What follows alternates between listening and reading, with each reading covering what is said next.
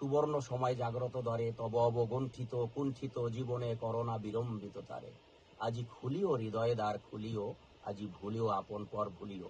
শ্রদ্ধেয় অধ্যকার গণস্বাস্থ্য হোমিও টিভিতে আয়োজিত অনুষ্ঠানে মহামান্য দুজন ব্যক্তিত্ব উপস্থিত। সেই উপস্থিত ব্যক্তিদের সম্মানে আমি আমার একটি স্বরচিত কবিতা তাদেরকে উৎসর্গ করব। কবিতার শিরোনাম মানব দরদি এস এম সরোয়ার।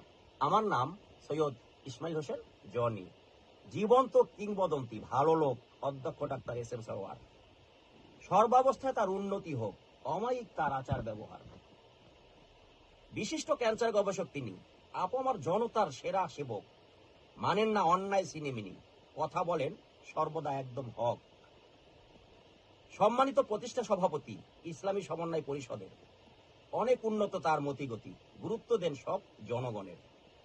জ্ঞানের আলোয় দীপ্ত অবয়ব, সেবার বড়তে কাটান অহর্নিশ। মুছে দিতে চান দুঃখীর কলরব, হৃদয়ে নেই কোনো দেশ বিদ্বেষ। অসহায় মানুষের পরম আশ্রয়, মমতার হাত বাড়িয়ে দেন সদা।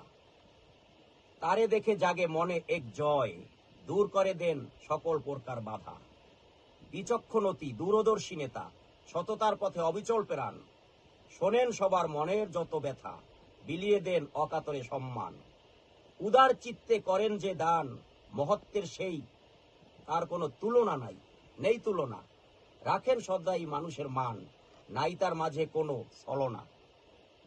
আমি সৈয়দ ইসমাইল হোসেন জনি সর্বদা তার মঙ্গল কামনা করি।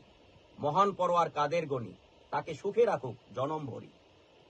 ভালো কাজে করে সদা বিচরণ, কারো সমতুল্য কেউ নই, তার সমতুল্য কেউ নাই আর। সহজ সরল খুব ন্যায়পরায়ণ, মানব দরদি এস এম সরোয়ার।